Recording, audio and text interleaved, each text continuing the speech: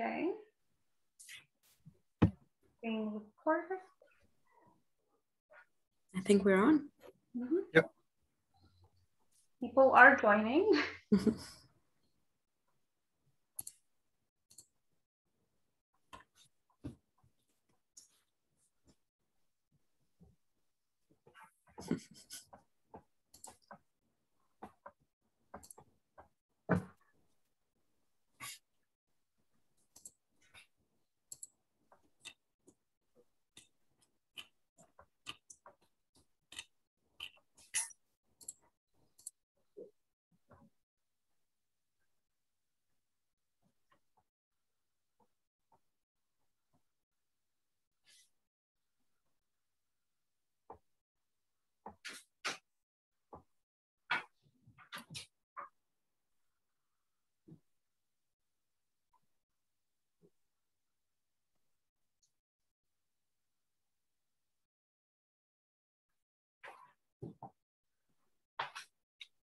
Здравейте! Здравейте на всички, които се присъединяват в момента към презентацията на Tilburg University.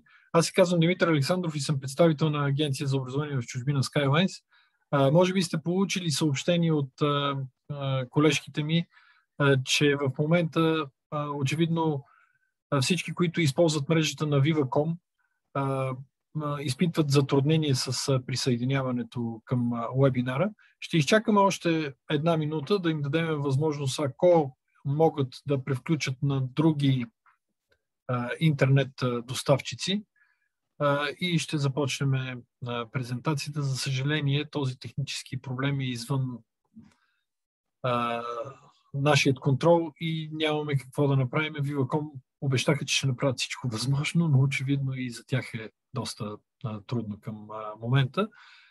Ще използвам минутките преди да започнем презентацията и докато чакаме още хора да се включат, да представя участниците.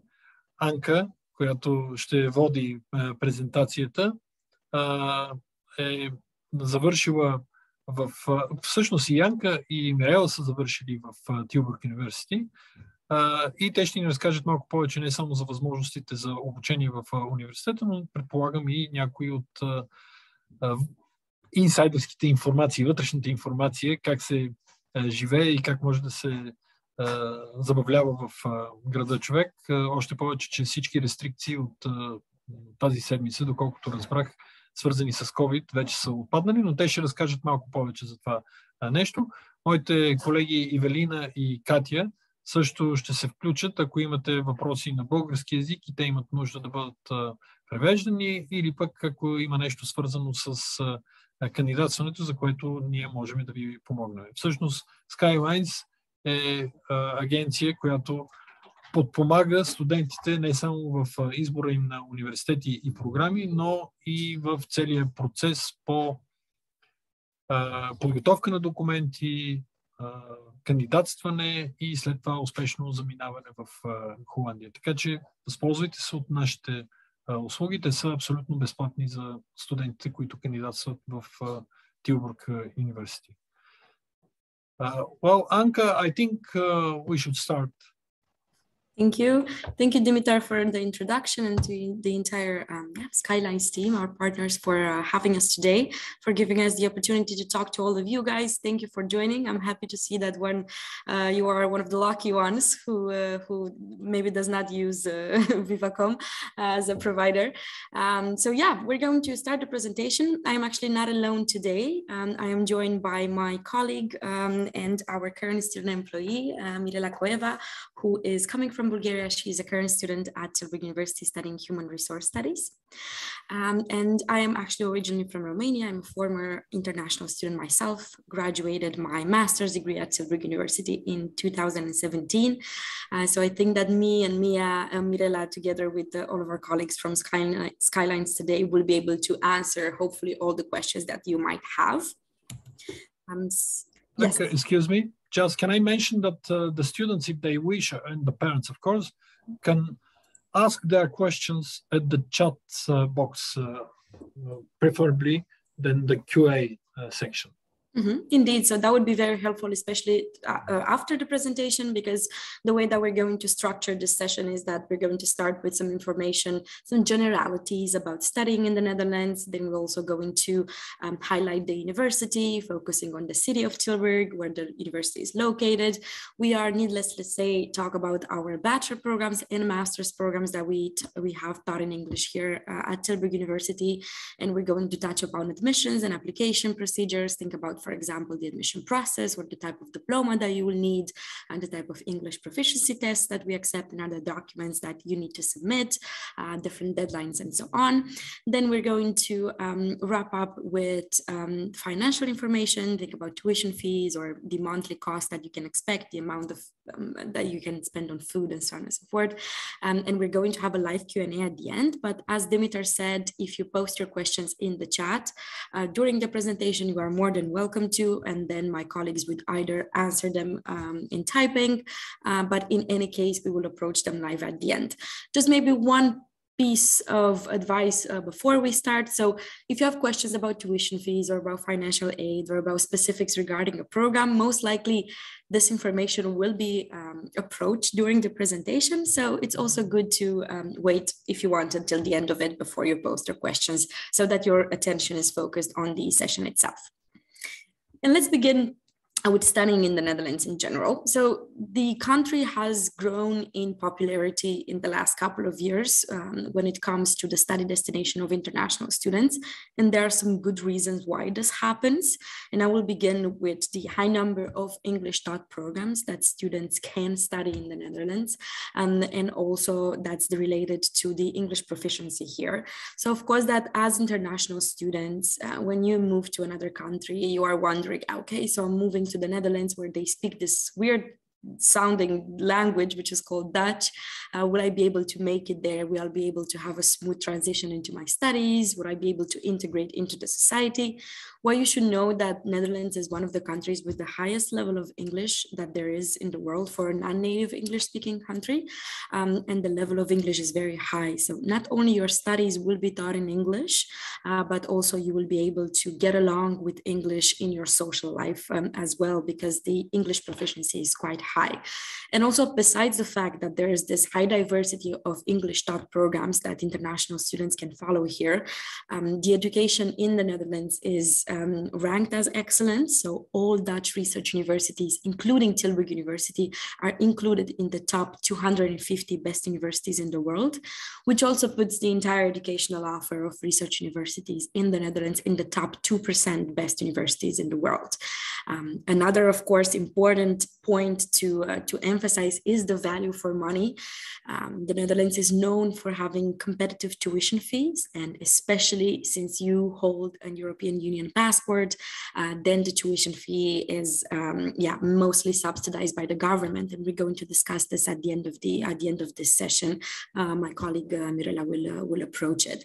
Also, the Netherlands is one of the safest countries in the world, statistically speaking, and getting back to that anxiety of starting your life as an international student, I can imagine that, especially for you parents that are there watching us now, but also to students, it's an important thing to know that your child or yourself are safe in the country that you want to live and study for a couple of years.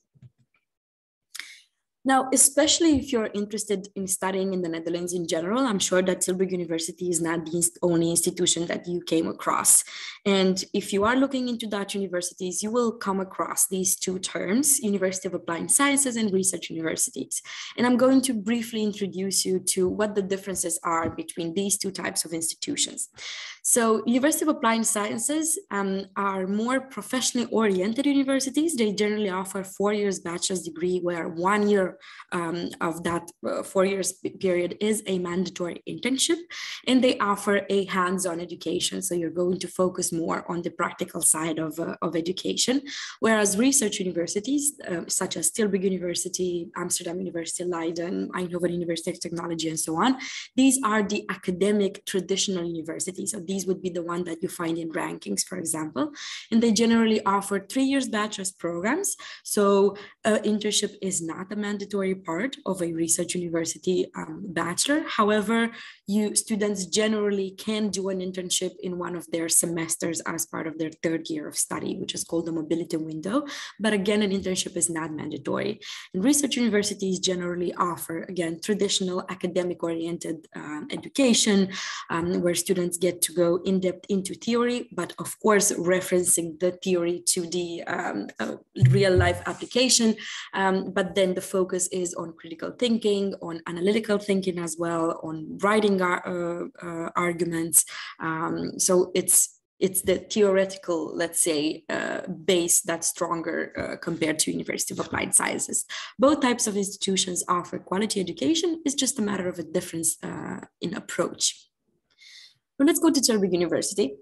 And I'm going to begin with the geographical location of our university. So as you will see it on your map, we are located in the south of the Netherlands, very close to the Belgian border. It's quite easy to travel within the Netherlands from Tilburg. So from Tilburg to Rotterdam, for example, you would spend around 45 minutes by train. You'll get to Amsterdam in about 1 hour and 20 minutes. It's also quite easy to travel around Europe from the Netherlands. This is why the country is called the gateway to Europe. So you can reach, for example, London within 50 minutes from Amsterdam by plane. You'll be in Brussels from Tilburg in 1 hour and a half by car. In Berlin in about 2 hours and 15 by train and plane, and about 3 hours and a half that you will spend to get to Paris. And also maybe a fun fact about the region where Tilburg University is located. So on your screen, you will see that circle right there. That is called the Silicon Valley of Europe. And this is due to the highest number of patents filed here every year. And also due to the universities that do research in this area, such as Tilburg University, as well as the high-tech companies that moved into the area. I think about, for example, Philips or Tesla or ASML, for example. So a really innovative area of the Netherlands. Now, Tilburg has a bit over 200,000 inhabitants, so we are a medium-sized city. Of course, that compared to the bigger cities, think about Sofia, for example. This is a small-sized city, but for that standards, it's a medium one. So it's the 7th largest city in the Netherlands. And out of this population, 28,000 are students, so both Dutch and international students in Tilburg. So, and that means that 1 in 8 or 1 in 9 people that live in Tilburg inhabitants are actually students. So you're going to find a good student density here, which is why Tilburg is a student-oriented city. Now, because I'm sure that you're going to have this curiosity about how Tilburg University is dealing with COVID-19, you should know that in general, Dutch universities are following the governmental regulations when it comes to the restrictions imposed by COVID-19. And at the moment, most of our classes take place offline, so on campus. This is something that the university decided as of summer. There are some classes online. So think about, for example, that instance where business students, for instance, have classes that they are supposed to take with 300 people, then those classes are online. However, most of the education is taking place on campus. And if there are any updates in that regard, then you will always find updated information on our website. Briefly introducing you to Tilburg University. So we were founded in 1927 as a business school, which is also, I think, one of the reasons why we are so highly ranked when it comes to fields such as business or finance or management. But in the meantime, the university added different other academic layers such as law or psychology or artificial intelligence, sociology, entrepreneurship or communication and whatnot. We have 6 schools on one green, compact, modern campus. And all the pictures that you see today in these slides are taken on our campus. And it's also, Tilburg University also has one of the few Dutch campuses based universities. That means that you don't really have to travel around the city in order to get to classes. All buildings are on the same campus. There's a library that is open for students. There are several places where you can eat on campus. The gym is quite close to the university. We're also located next to a beautiful green forest. So you see a lot of greenery in the pictures, which is something that generally the campus of Tilburg University is known for. Lots of study spaces, silent study spaces, public study spaces, computers that students can use. So we have a modern campus, facilities-wise, and a very green campus nature-wise. So that's a nice combo there.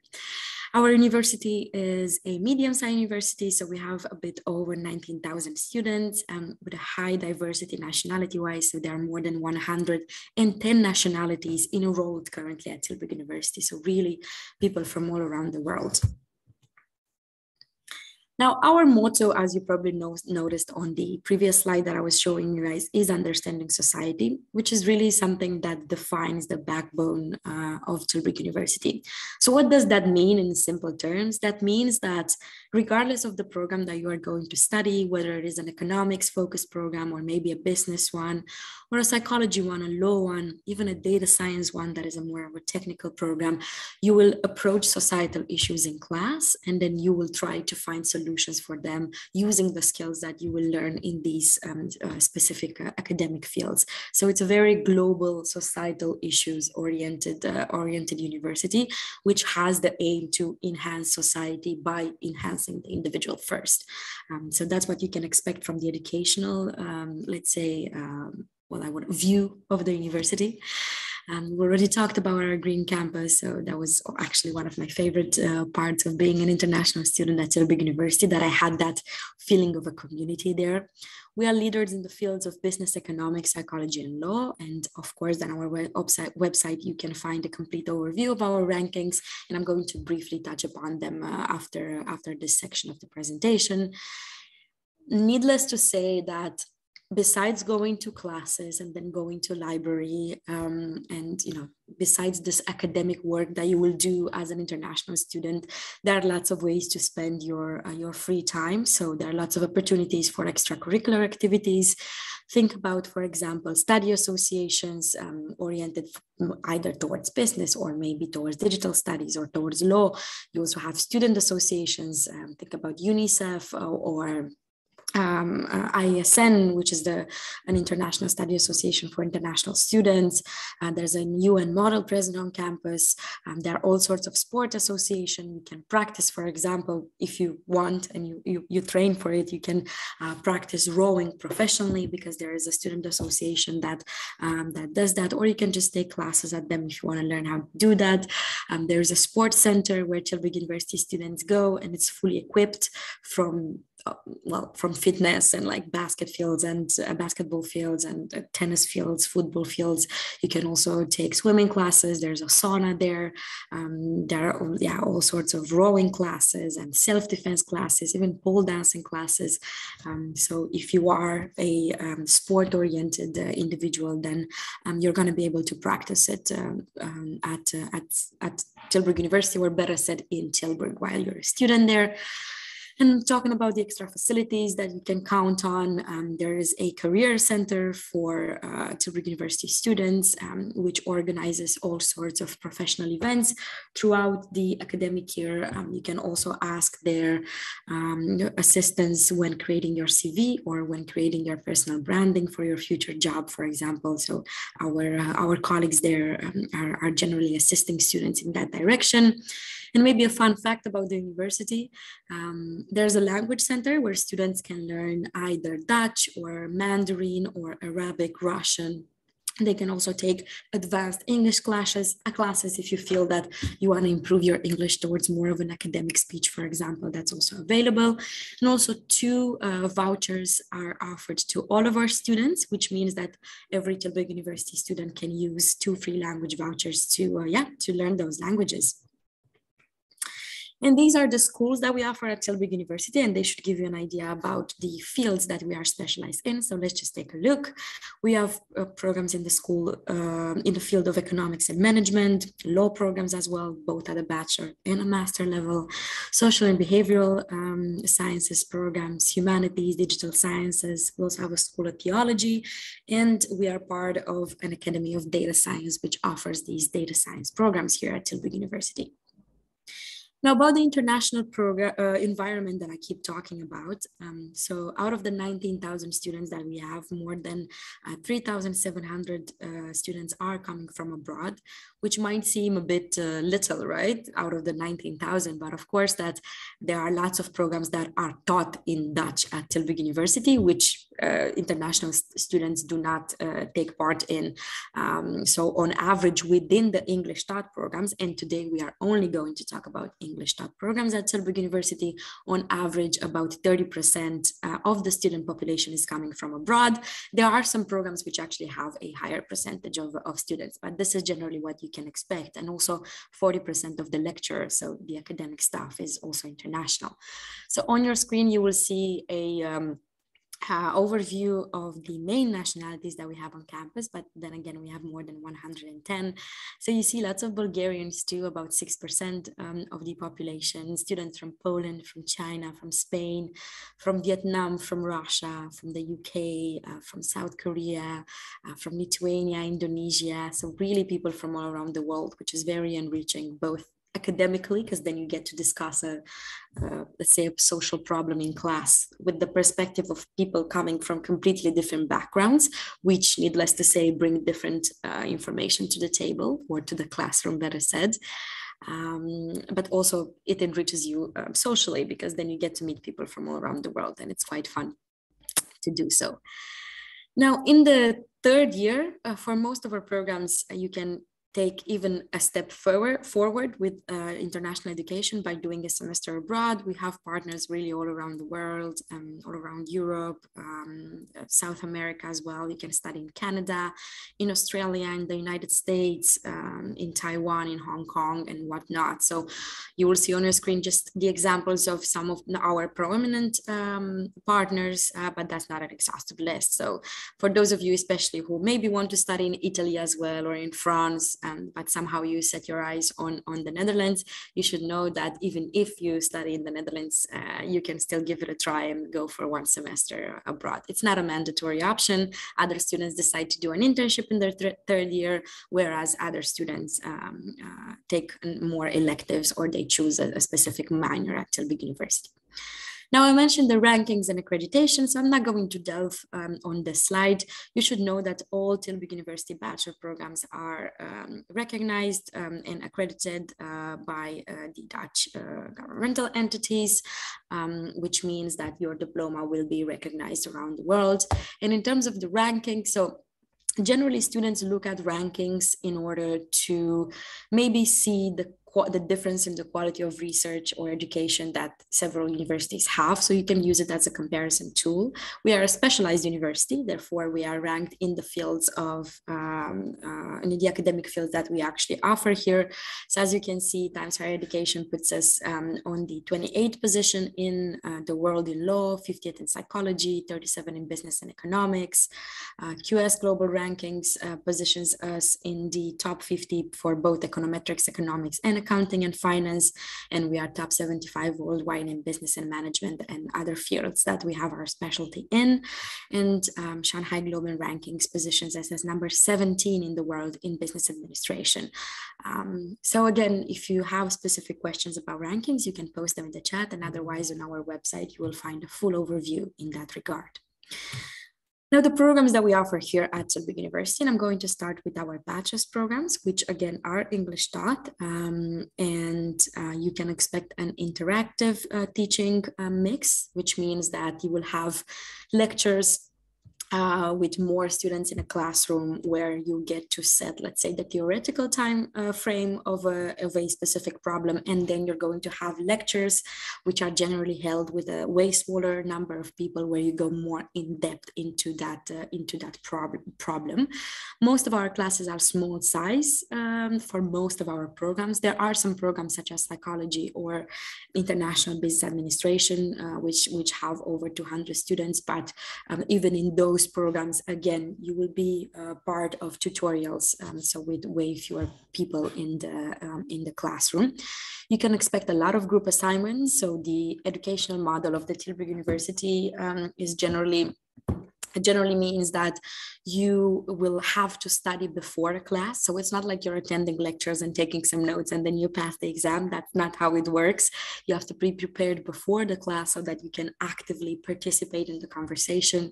And then most likely after the lecture, you will have a tutorial, and afterwards you will surely have to spend time either preparing for a paper, writing a paper, preparing for an exam, working on a group project, on a presentation, on a business pitch, really depending on the program that you are studying. So you can expect both contact hours, so in the classroom, but also you can expect a good deal of individual study. So this is the type of mindset of a student that the university is looking for.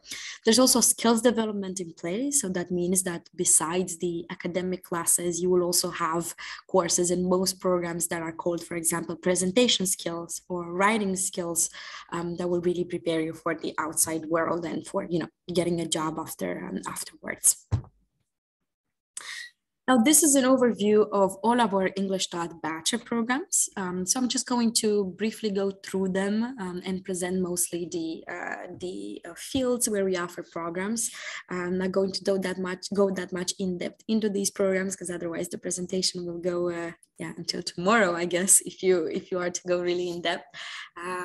But you should know that for all of these programs, there is a program and courses overview on our website where you can see a complete list of all the courses that you will be taking, electives, exam details, and so on. And if you have specific questions about a program, you can post it in the chat, and otherwise you can talk to our partners from Skylines, as they know our educational offer very well. So you will see on your screen that we offer programs in the fields of business, entrepreneurship, and economics. So international business administration, for example, is a combination between marketing, management, finance, accounting classes. You're also going to get some math classes there, some legal classes too.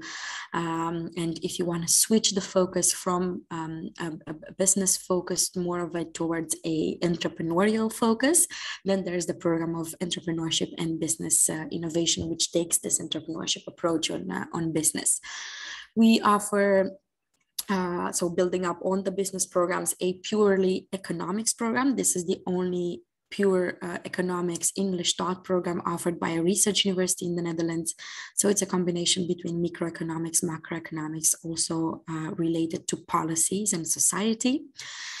We also have more technical programs. Think about, for example, data science, which is close to a computer science degree, or econometrics and operations research, which is based on applying mathematics. So especially for those of you, and actually designed for those of you who like mathematics and who are good at math and programming and so on, then you can go towards these programs. There's also a very popular program at the moment, which is called Cognitive Science and Artificial Intelligence. This is not a computer science degree. However, it combines classes of programming and linear algebra, for example, with the study of human brain, human cognition, memory process, and so on. So very interesting one there, where you combine artificial intelligence with the human brain perspective. Then for those of you who are interested in law, we offer a transnational law degree that's called Llb Global Law that combines multiple legal systems, such as the Dutch legal system, the British one, the French one, and the German one. So it's not a typical traditional international law degree. It's an LLB, so it's a qualifying law degree, but you are going to approach the topics such as, think about the class of constitutional law or criminal law. You're going to approach it from the perspective of multiple legal systems. So that's a very unique program out there. If you're interested in globalization, in the effects on social media, for example, in a specific society, micro or macro level, if you have writing skills too, then there's this program called Online Culture, Art, Media, and Society, which might be a good fit. And if you're interested in the study of religion combined with studies of philosophy as well, then there's a bachelor program in theology. Now, another set of programs that we offer are in the field of social and behavioral sciences, such as psychology, for example, in which you can specialize in 9 English taught majors in psychology. Think about medical psychology, clinical psychology, economic psychology, work and organizational psychology, if you want to approach the psychology topic also with a business focus. Yeah, so just a high variety of specializations and majors that you can choose from. I think advantage of the approach is that you won't have to decide upon your specialization from the beginning. So in the first year and a half, you're going to study a multitude of psychology classes, related classes, and then you're going to choose what your focus will be and therefore what you're going to major in. Then there are 3 more programs: global management of social issues, international sociology, and human resource studies, people management. These are also programs focused on social sciences, which generally combine organization studies, for example, with policies, or human resources that actually Mia can give you, let's say, hands-on information about at the end, because she is graduating from that particular study. She graduated already, pardon me, Mia. You're studying your master's now. And then I'm going to wrap it up with the University College Tilburg that offers liberal arts and sciences degrees. This is the type of multidisciplinary model that we offer here. That means that in the first year, you're going to study classes from multiple academic fields. Think about social classes combined with some business classes, combined with some humanities classes as well. And then in your second year, you will decide upon your specialization, and you can choose to specialize either in law and international context, or business, or cognitive neuropsychology, just to name a few. Now, regarding our master's program, so generally they take 1 year to complete. There are also some extended master options for students where you can extend your master with either 1 year or half a year by doing a semester abroad at one of our partner universities, or by doing a traineeship at one of the private companies that we are partnering with. And if you're interested in those options, of course, you can find them on our website. So we have more than 40 programs taught in English here at Tilburg University, and more than 60 tracks, which is, it makes it impossible to go through all of them, but I'm just going to briefly show them on my screen, and just to maybe talk a bit about the fields and the directions that you can take if you want to study a master here. So we offer master programs in the fields of business and management. Think about finance, accountancy, marketing analytics, supply chain management. We also offer more quantitative, more mathematics-based programs such as econometrics or business analytics and operations research. There are also programs in communication, digital sciences, philosophy and culture, such as communication and cognition, or philosophy of mind and psychology, or art and media studies, business communication and whatnot. We have our programs in the field of law and public administration. One of our most popular master programs is actually law and technology. So for those of you who are interested in data protection and IP law and so on, our international business law, international business tax law, if you want to top it up with the taxation part, labor law and employment relations. Our many programs in the fields of social and behavioral sciences, think about economic psychology or organization studies or work and organizational psychology, and some research masters there as well. And our programs in data science and artificial intelligence, such as data science and entrepreneurship, cognitive science and artificial intelligence, or data science and society, which is actually an interesting program because it's specifically designed, so data science and society, for those students who do not have a technical background. So let's say that you are finishing a communications degree or a law bachelor program, and you want to have that data science addition top up to your education, then this is a program that offers the data science specialization, so the computer programming side and so on and so forth, but you don't need the previous background because the program is designed for students without that. So that's kind of an interesting one there. And to wrap it up with the theology master program that we offer, which is called Christianity and Society. And I'm not going to talk about this anymore. So just to briefly explain why I'm skipping the slide is because we already talked about that. So these are the extra, let's say, sides that you can add to your education by extending your master with 6 months or 1 year. And that was my part. I hope that I'm decently in time. And from now onwards, my colleague Mirela will continue the presentation. Please, stage is yours. Thank you very much, Anka. So, hi everyone, my name is Mirella. You can also call me Mia, that's perfectly fine by me. I will continue on this presentation in English, but suffice to say, if you guys have questions, they can also be posted in Bulgarian in the Q&A section, and I will handle them towards the end. So don't worry if anyone wants to ask something and they're not sure how it is in English, Bulgarian is also perfectly fine. Now, I will continue this presentation by talking first about admissions and application. I'm assuming most of you are bachelor students, so I will quickly go over what bachelor diplomas we accept, because I assume most of you are actually Bulgarian and go to Bulgarian high schools. That means we do accept the diploma за средно образование if your average grade point is 5.00 or above. So that is the requirement for Bulgarian students. Of course, if you are studying some kind of an international curriculum in Bulgaria, we do accept the IB diploma if you have a score of 24 or above. The American high school diploma is also possible. I do know we have an American college in Bulgaria, but the American diploma would make you eligible only if you had taken at least 4 AP subjects and have scored at least a 3 or higher on them. If any of you are doing the A-level curriculum, then you need 3 GCE A-levels and 3 GCSE A-levels, all with grades from A to C. But once again, we do accept the Bulgarian diploma за средно образование. Yes, exactly as Anka put it here. Then, of course, next to that, you would have to show us your English language proficiency. And here I would like to make a slight note, because in previous intake periods, we did accept English language tests after you had submitted the rest of your documents, so they could be submitted later. But as of this year, they have to be submitted with everything else, and only your diploma can be submitted after the application deadline. In terms of how you can prove your English language proficiency, well, it is entirely up to you which one of the 3 tests, or actually 4 tests here, you would like to do. So we have academic IELTS, TOEFL, Cambridge C1 Advanced, or C2 Proficiency. You can choose any of them, whatever fits your fancy. And they all kind of have the same requirements in terms of scores, with the exclusion of global law and data science, which have slightly higher requirements. For instance, on the IELTS, they need a minimum of 6.0 on all parts, just because those programs are a little bit more quick to get into debating and essay writing. So there is less buffer time for students to learn these things. So they have to have a little bit of a higher control of the English language.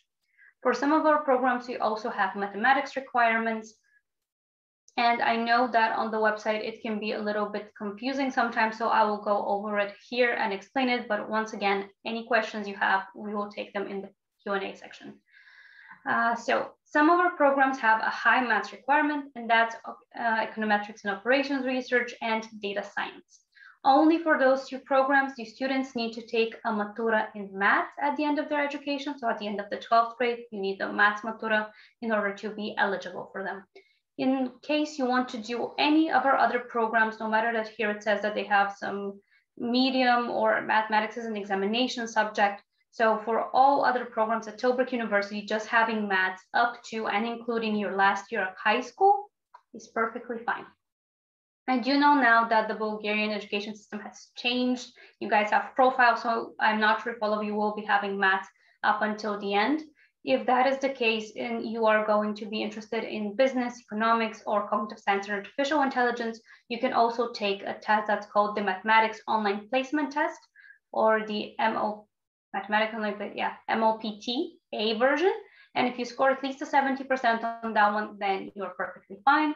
And for those of you interested in our social and behavioral sciences programs, if you have not had mathematics up to and including at the end of your high school, the Tilburg School of Social and Behavioral Sciences offers a mathematics course that you will just have to take and pass in order to continue your education. So there are still ways to kind of buffer things. If you are a master's student, then the requirements are a little bit both more broad and a little bit more varied. So what we usually ask, because the programs are, as Anka said, 1 year, that means it's very intensive. It is in fact very intensive. I am currently doing a master. So they require you to already know most of the theory before you even start, which is why the diploma requirement for master students is to have a bachelor's degree in a related field. So if you are going to be studying Economics, it's good that you haven't done journalism before that, because you do need a lot of economics background to understand what's happening in the master. If you have to prove your English language proficiency, then obviously the same language tests apply, but we do have a little bit of a higher requirement in terms of scoring. For those of you interested in our economics programs, then we will also require a GRE, or also for the business programs, we require a GMAT, unless you come from a university that is a partner of Tilburg University. And the economics university in Varna is actually a partner university. So in that case, you would be exempt. But those are things that you can see on the website as well. In case you're interested in one of our research master programs, then the requirements vary per research masters and are usually slightly higher. So I always advise people to look on the website. And now I will move on to how to apply. The first thing you would have to do, and this is not just for Tilburg University, but this is overall if you want to apply in the Netherlands, it is to make an account in StudiaLink. That's just the national platform. And there you indicate, for instance, that you are interested in our psychology bachelor. Then step 2 comes into play, where within 48 hours of indicating that you are interested in the Tilburg University program, you receive an email where you have your login and your password to the Osiris platform. Osiris is Tilburg University's platform where you actually upload your documents. And the documents in question are, of course, your diploma, your English proficiency test, but also some of our programs require a CV, a motivation letter, an essay maybe. So always check our website to see what the individual programs require. Though, of course, our partners at Skylines can help you as well with any questions you have throughout the application process. But the really, really important thing is to make sure that you submit your documents before the deadline. I'm assuming all of you have an EU nationality, so May 1st would be the deadline. Unless you're applying for our psychology program, then January 15th is the time to apply, just because that is a numerus fixus program. And that means that within the program, there is only a limited number of spaces. We only accept a limited number of students. So there, the application process takes a little bit longer. And if any students are interested, please let me know. I will go over it step by step and in more depth. In case you're interested in our master's programs, some programs have 2 intake periods. So you can start in September, but you could also start in February. So that's why we have different deadlines. If you'd like to start in February, you can apply until December 1st. But if you will be applying for the September intake for next year, you can apply until June 1st. Now, costs. So the tuition fees for EU students are overall highly subsidized by the government, but also a very specific thing about tuition fees in the Netherlands is that the government recalculates them each year to account for things like inflation or the global situation that we currently have, things like that. So the numbers you see here is what has been communicated to us thus far, but there may be changes. Once again, for EU students, it's highly subsidized. So 2,205 euro per academic year is what you're looking at. And if this is your first year student studying a bachelor in the Netherlands, that would mean that you actually have a 50% discount on this. So for the people who will be doing a bachelor, that would amount to about 1,100 euros. And then the cost of living here, I just want to preface by saying that it's actually estimated. So it's kind of an average, and on average, the students of Tilburg University need about 800 euros per month to live comfortably, but that varies. For instance, for me, the amount that of my expenses monthly is actually lower than that. And the biggest determinator of what you will be paying per month is actually rent costs, accommodation costs, whatever you want to call them. And we will talk about accommodation in a bit because it's an important one. But they can vary from 350 if you, for instance, have only your own bedroom and everything else is a shared space. So think bedroom, bathroom, living room, bathroom. Your bedroom is always going to be only your own. So that's in the lower spectrum, versus if you want full privacy and you want to live in your own studio, then the prices go up and can start from 700 euros upward. Food, drinks, and transportation, about 300 per month. But again, very much varies depending on lifestyle. Transportation is maybe if you are taking a lot of trips on the weekends with the train, because overall you will most likely just splurge for a bike in the beginning and then just use your bike in Tilburg.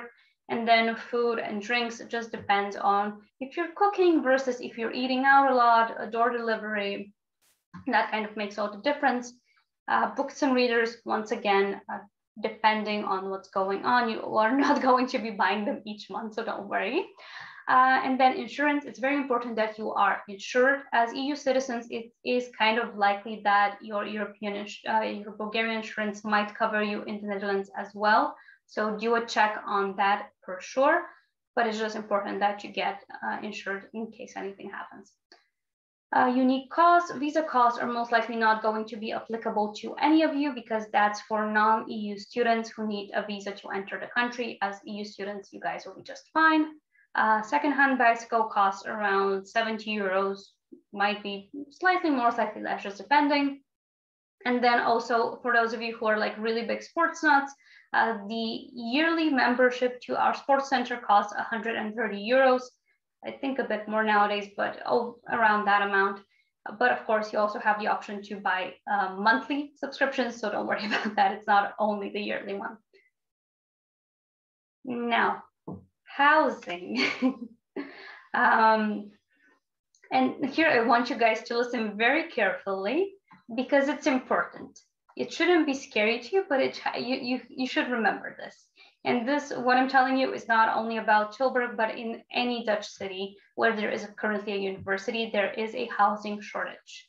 So there is a bit of a housing issue, meaning that there are more people coming in than places for them to live, which means that as a student, you need to start looking on time because Tilburg University does not guarantee housing just because it doesn't own housing. What it has instead is partnerships with a few buildings around the city, and me, myself, I actually live in one of these accommodations.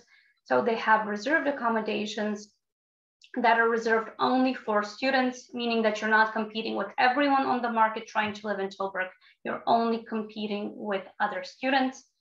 And the registration for those opens around April, May on a first come, first served basis. So whoever applies first has the most chance to get the spot, which is why I always advise people that even though our end deadline is May 1st, please apply somewhere around March because it usually takes our admissions office 4 to 6 weeks to get back to you with if you are eligible or not. And March is kind of a prime time for you to have that done and know already in May, April, if you need to look for a place to live.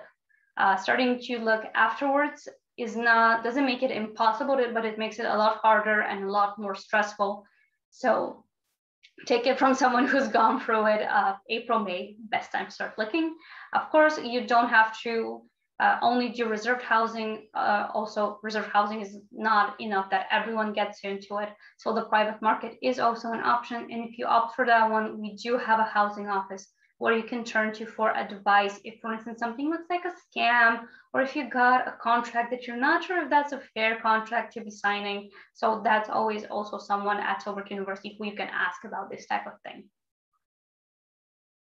Additionally, we do have upcoming events. Obviously, we will be answering your questions straight away, but for those of you maybe interested in psychology who really, really want to know a very in-depth step-by-step process, there will be a session on that on October 12th. On November 30th, we will do a deep dive on application and selection. All of these webinars are free and they take place online. And if you guys kind of want to visit Tilburg, maybe on November 6th, we have a bachelor's open day, which will be hybrid. So we will have an online portion of it and also an on-campus portion of it. But you can always keep in touch. And for master students on December 10th is the deep dive for application and selection. And November 20th is the time where we would have a master's open day. So now I think we don't have any more slides left. So it is time for the questions. I mainly see them in the chat, but please, if you have anything, Q&A, chat, anything would work. I see one for me specifically.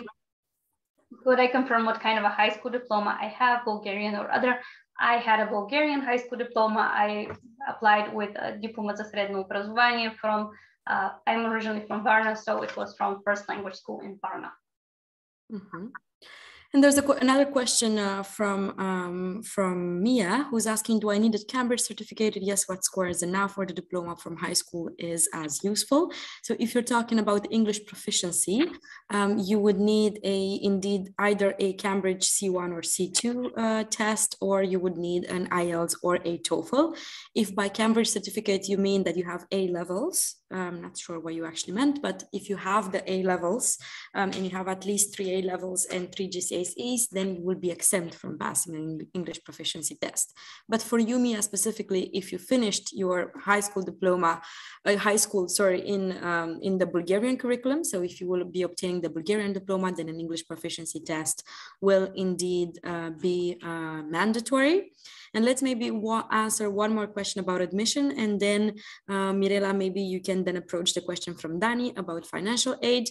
But I'm going to get to a question from Vladimir, who's not joining us today, but he has some good questions about the admissibility here. So the first question is, does the ranking of the Bulgarian school have any role in the selection process? No, it doesn't matter. As long as you have the right type of diploma, the right type of mathematics, and the right student profile for a program, then in theory, you are considered eligible for it. So as Mirela said during the presentation, besides submitting your grade list, besides submitting your English proficiency test, for some programs, you will need to submit a motivation letter. For the business programs, for example, you need to submit a CV as well, and for other programs. For other, you might have an online interview as part of the matching procedure. For the communication and culture, you need to submit an essay as part of your application process. So it really depends per program. And this is why if you want more details, or if you want more of an in-depth conversation about admission, you can either contact us or talk to our partners from Skylines, and they will guide you throughout how it works for Tilburg University. Second question from Vladimir, could a VWO exam mathematics be useful for admission in global law?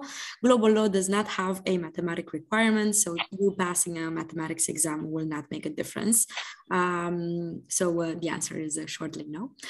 Then the third and final question from Vladimir, can a high score SAT help for admission? So you should know that Tilburg University does not require SAT scores, nor does it recognize the scores for admission purposes.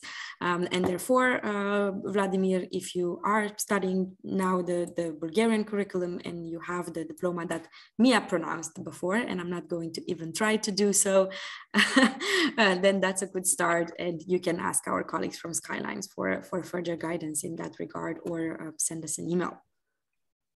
Yeah, so I will answer about financial aid, and there was a question also in the Q&A that I did see about housing, and I will answer that one as well in Bulgarian, because it was asked in Bulgarian.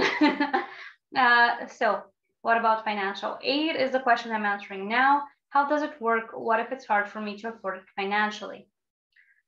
Okay, so in terms of aid, there are no scholarships on a bachelor's level. Instead, where you turn to for financial aid is actually the following website that I will put in the chat now.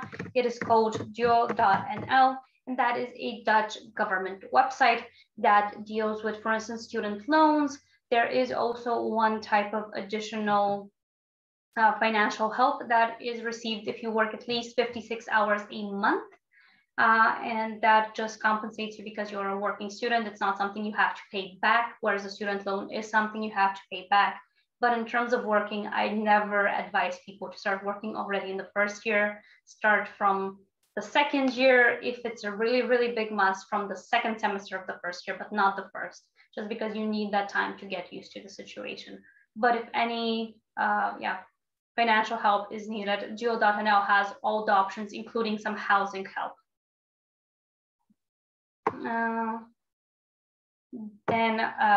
And then I'll get to Christiana's question, but first, имаме въпрос, жилището само за една година ли е? И тук отговора реално е зависи. Ако избирате да живеете в Talent Square, което всъщност е едно от най-големите жилища с студенти и е място, където повечето хора живеят в първата година, тогава да, жилището е само една година, защото идеята е да ви създадат условия да живеете някъде първата година, докато научите пазара, запознайте се с нови хора, намерите места за живеене. И от втората година вече се предполага, че сте малко по-способни, в малко по-добра позиция да си намерите място за живеене и вече не ви трябва тази гаранция и се освобождават местата за следващите първокурсници.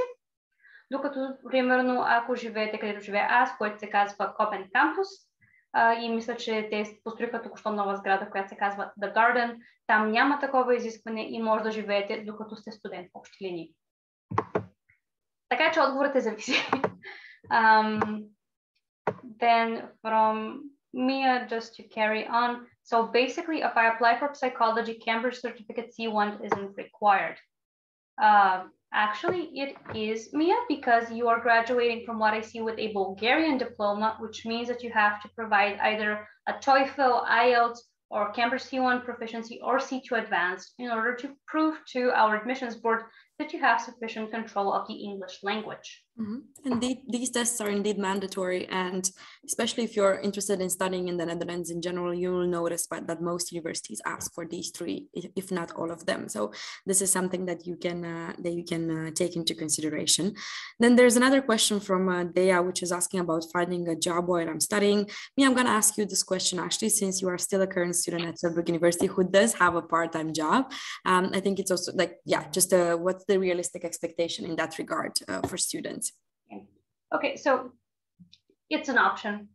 Almost everyone I know works or has worked at some point during their studies. But keep in mind that because you don't know Dutch, customer-facing positions aren't going to be it for you. So you cannot become a waiter or a waitress or something like that purely because you don't know Dutch. If you learn Dutch on a very high level, but that takes a few years at least, unless of course you guys have previous knowledge of the language, then that's one thing and you can interact with customers, but only knowing English, it's not going to be much customer facing jobs unless it's on campus.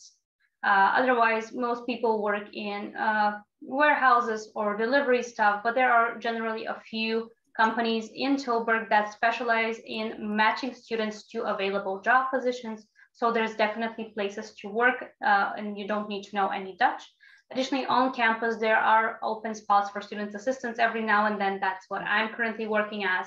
But you can also be a student assistant to a specific lecturer for a specific subject. If you are, let's say, very good at statistics, you could be a student assistant and actually carry out the statistics tutorials. And we missed one question from Christiana, and that one I think Anka can answer, and I'll take the rest of them. Are there any features for the motivation letter for the bachelor's program in artificial intelligence? So to my knowledge, there isn't a motivation letter needed for this program. There's a CV that is mandatory, but not a motivation letter, unless there's one specified on the website. I doubt it, but generally you can feel free to write the motivation letter in the way that you find it most suitable for a university application. For some programs on our website, there is actually a format of a motivation letter attached, but on the website. But if there is nothing mentioned there regarding a specific format that you have to follow, then there really isn't a form recommendation. Generally, the question that a motivation letter should answer, the main question is, why should I get accepted into this program? Like, what makes me suitable for this program? What will I bring in the classroom as a future Tilburg University student? So just to show your motivation towards the program, the academic field that you're going to start, the university, and so on. So this is mainly what the motivational cover letter is about. And there's another question here about a master program. So a question from a student who has a bachelor's degree in business informatics, but that student, she would like to study something master related to economics at Tilburg University. So you can assess your eligibility based on your academic background to begin with. So if you go, for example, to our economics master's webpage, then you will find the academic background that we need. So you need a solid background in economics, and then you will find there a couple of the minimum credits that you need to have studied in your bachelor. So for example, you need to have taken microeconomics classes, macroeconomics classes, mathematics classes. You also need to have taken environmental economics classes, for example. So there's really a list that you can find there, which will indicate whether you would be eligible for any master program at Tilburg University. And then you should know that in case you have most of those you meet most of the criteria points there, but you're just missing some of them, then some of our programs have pre-masters. That means that if the admission officers considers that you are partially eligible for a specific program, but you're going to need some extra education to fill in some academic gaps, then you are offered this pre-master. So instead of finishing your master in 1 year, you would be finishing your master in 1.5 years. So that's generally the logic around it. Then there's another question about IBA. So Yanis, what I would recommend you, and I'm going to post it in the chat actually, is to check the exact programming courses structure of IBA. I'm sure that I can find the chat at a certain point. Oh, here it is. Well, Anka is posting that in there with the very good recommendation to just look at the programming courses overview, because that shows you exactly what you will be studying and what the examination type is. As a student, I will share the following. It varies per course. So what you will see is that in some courses, you will only have an end-term exam, so one exam in December, let's say, that's it. Some cases, like currently, I am doing group assignments every week, and I still have some exams. So every course decides on its own, but what you will see as a general trend is that in your first year of education, it's mostly individual-based. And you have a few group assignments, and that's purely because of the BSA, because it's unfair to look at how well you're doing if constantly your grades are dependent on others. So that's just kind of a logical thing that happens there. But as you progress onto your second and third year, you see that you have to do a lot more assignments. In my personal third year, in the last semester, I had maybe one exam. Everything else was just based on assignments and projects. I think that's a fair assessment there. So the website is constructed in such a way that will give you a good overview about what to expect from each program content. So there's a course catalog there which you can access. And then, as Mia said, you can see how the different classes are divided between lectures and tutorials as well. And that was not your point, Mia, sorry, but I'm just building up on it. And then you're going to be able to see the content of each class, your professors, your grades distribution. So how is your grade decided? Is it 75% written exam with 25% maybe a practical assignment? So in order to make an informed decision, I would surely recommend you to use the information on the website. Another question about housing: is there any deposit for the accommodation? So generally, Tilburg University does not own accommodation. So this is something that you will have to confirm, especially on the private market, with the landlord. You can expect a deposit for accommodation. Generally, Dutch landlords ask for at least 1 or 2 months in advance. And I lived in a dorm in Talon Square, which is about 10 minutes away from the university. And I also paid, so the first month I paid for 2.5 months. So I paid the current month and then 1.5 months in advance as a deposit. So yes, you can expect a deposit generally, but it's not going to be debited in any way by Tilburg University. So these are private organizations that deal with that. Yeah, and for the anything else, but I think it might be good to know for those of you who are looking at the reserved accommodation, especially Talon Square, that they usually ask for your conditional acceptance letter in order for you to get a place with them, which is again why I gave you the advice of applying already in March, so you guys have some of the decisions of the eligibility, of if you're eligible or not around the time of application. Then today, should I be vaccinated to attend classes? I haven't yet. I would like to know if I'm obligated. Of course, it would probably be easier with one. You are not obligated. Tilburg University encourages its students to get vaccinated, especially now because everything is dropped. I personally feel a little bit safer knowing that I am vaccinated, but it is a free country. No one can force you to get vaccinated. You are able to come to classes even if you are not. Can you say again the name of the dorm or any link? Thank you. Anka, can you give a link to our accommodation section? That's what you read my mind. So I'm going to post a link in the chat where you will find, all of you will find a list of all the dorms that are available. So again, Tilburg University does not own these dorms. However, mostly our students live in those dorms. And there's also a list there of online platforms that you can use to look for housing, all sorts of Facebook groups that you can check to look for housing. I'm just going to, when it comes to accommodation, I'm going to get back to the piece of advice that Mirela shared as well, which is look for accommodation in time.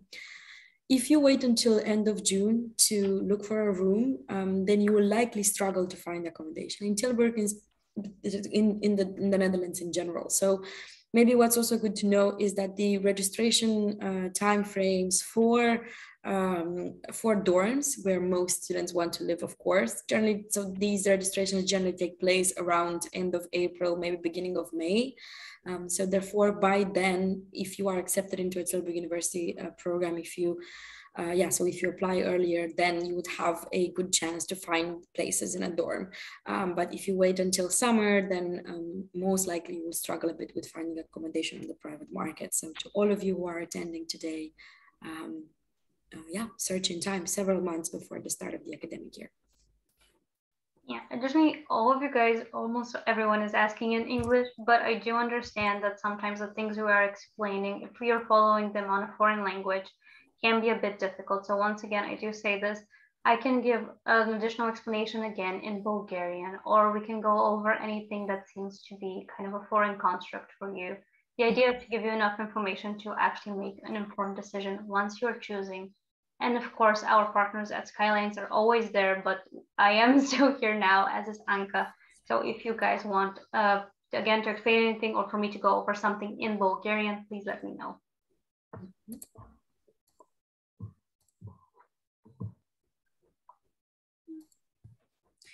Well, maybe if there are no more questions, maybe we can wait for 2 more minutes to see. Oh, there we are. I see Evelina and Dimitar as well. And yeah, otherwise we will wrap it up, but I'm going to leave it up to Dimitar and Evelina to decide. Yeah. Well, obviously, we don't see any more questions, but of course they will arise. We have received a lot of emails from students that were not able to join in.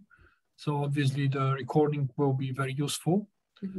Well, ladies, thank you very much for the wonderful presentation and all the answered questions. Well, we'll be in touch in case anything else is needed. Thank you once again for the great presentation. Yeah, thank you for having us. And yeah, for all of you guys for staying tuned with us this evening. And yeah, good luck with your final exams. We hope to see you in Tilburg, guys. Attend our events if you want more information. Ask the right questions to Skylines, to the university directly. Talk to current students. Just make an informed decision. And yeah, good luck with your exams this year. I think we are. Thank you once again, ladies. Thank you. Bye. Nice Bye. Hello to the entire team, guys. Bye. Bye-bye. So, I'm going to stop sharing. Yes.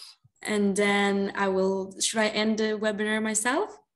Well, probably the best thing to do because you're the host. Okay. All right. Well, once again, thank you very much. You're welcome. Thank you. Have a nice evening. Bye. You too. Bye-bye.